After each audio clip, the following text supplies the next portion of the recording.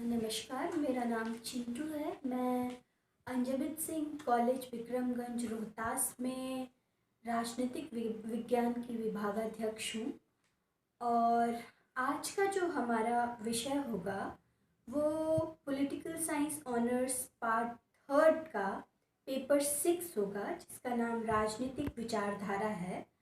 और इस पेपर के अंतर्गत हम जो अध्ययन करने जा रहे हैं उसका विषय है प्लेटो के न्याय का सिद्धांत।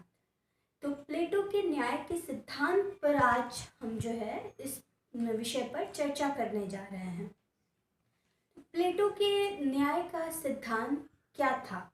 सबसे पहले तो हम सभी जानते हैं कि प्लेटो एक महान राजनीतिक दार्शनिक थे।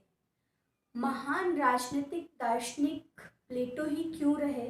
क्योंकि उनके गुरु तो सुकरात थे, लेकिन सुकरात को प्रथम राजनीतिक दार्शनिक क्यों नहीं माना गया और प्लेटो को ही क्यों माना गया?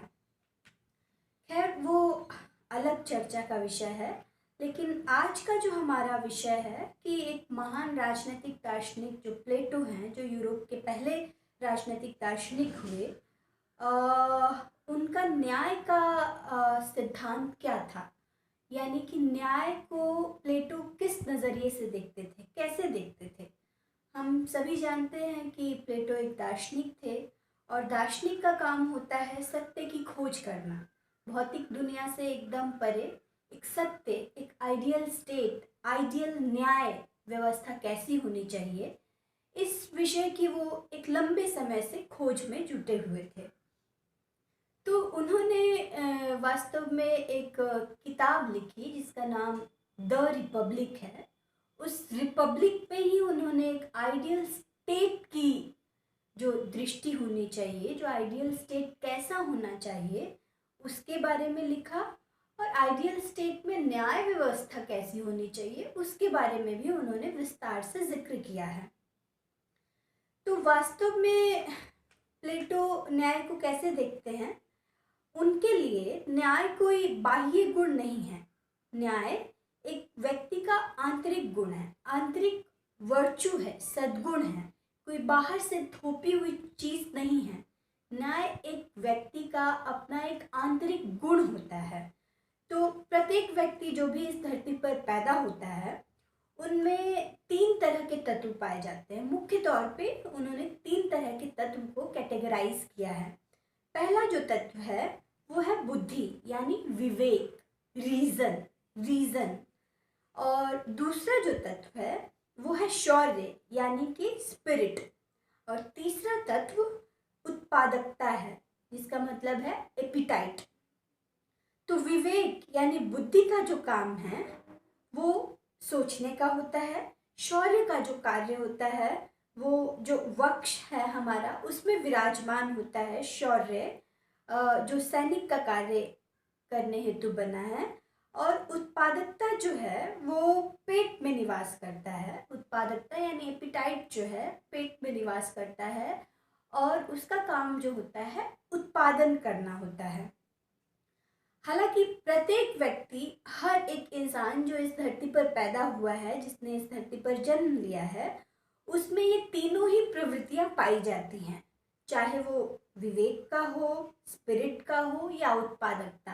तीनों ही तत्व जो है सभी व्यक्तियों में विराजमान होते ही होते हैं। ऐसी बात नहीं है कि किसी में विवेक नहीं है या किसी में शौर्य नहीं है या किसी में उत्पादकता नहीं है, कम या ज़्यादा स्तर पे, लेकिन सारे ही लोगों में तीनों ही तत्व पाए जाते हैं। लेकिन मुख्य बात जो गौर करने वाली प्लेटो ने बताई है वो कहते हैं कि सारी की सारी प्रवृत्तियों में एक प्रवृत्ति जो है वो हर व्यक्ति में विशेष रूप से डोमिनेंट होती है।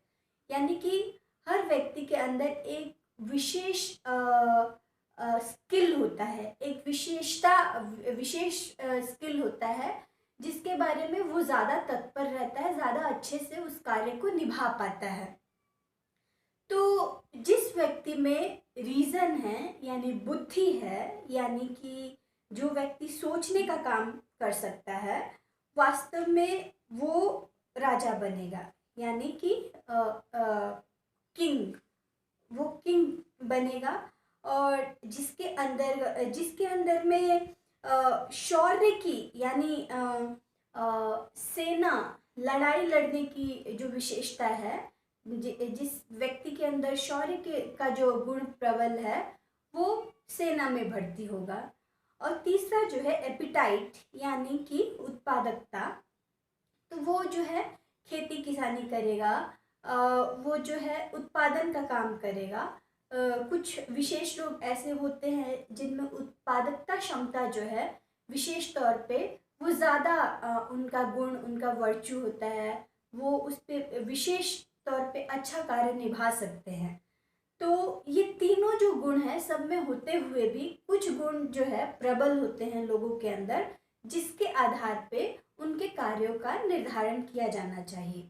तो प्लेटो ने ये कहा, यानी प्लेटो के न्याय का सिद्धांत ये था कि जिस व्यक्ति के अंदर जो गुण सबसे ज़्यादा प्रबल है यानी डोमिनेंट है, उसको वही कार्य निभाने के लिए दिया जाना चाहिए, और वही स्टेट के लिए भी बेहतर होगा, और वही क्योंकि उसका आंतरिक गुण है, उसका वर्चू है, तो वही उसके अपने के लिए भी न्यायपूर्ण होगा। तो जिसके अंदर जैसे रीजन डोमिनेंट है तो वो शासन का काम अच्छा निभा सकता है, जिसके अंदर शौर्य डोमिनेंट है तो वो सेना का काम अच्छे से कर सकता है, जिसके अंदर जो उत्पादकता क्षमता डोमिनेंट है तो वो उत्पादन का काम बहुत अच्छे से कर सकता है। तो जिसके अंदर जो अच्छे से काम कर सकता है, जो प्रवृत्ति जिसमें बेहतरीन क्षमता पाई जाती है, उसको वो काम करने दिया जाना चाहिए। प्लेटो के अनुसार यही न्याय है। तो राज्य में हर व्यक्ति का अपना कार्य जो है उसकी क्षमता योग्यता उसकी जो प्रवृत्ति है उसका जो वर्चू है उसके अनुसार बटा होना चाहिए, यही उनका न्याय का सिद्धांत है। तो आज का जो लेक्चर है हम न्याय के सिद्धांत को आज यहाँ पर विराम देंगे, लेकिन अगले लेक्चर में हम आलोचना भी ले सकते हैं, क्योंकि ऐसी बात तो नहीं है कि व्यक्ति में एक विशेष रीज़न होता है और रीज़न एक व्यक्ति विशेष ही राजा बन सकता है, एक व्यक्ति विशेष ही सेना बन सकता है। उसकी क्रिटिसिज्म भी है, जिस व्यक्ति को जिस तरह की ट्रेनिंग दी जाएगी वो उसमें अच्छे से शेपअप करेगा और वो उसमें अच्छा परफॉर्म कर सकता है। तो इस तरीके से जो तीन कैटेगराइजेशन है, जो एक रिजिड कैटेगराइजेशन है, उस रूप में देखना भी कितना सही है या कितना गलत है वो एक अलग का विषय है, वो अलग से उसके ऊपर आलोचना भी की जा सकती है। लेकिन आज के लिए प्लेटो के न्याय के सिद्धांत को आज हम यहीं पर विराम देते हैं।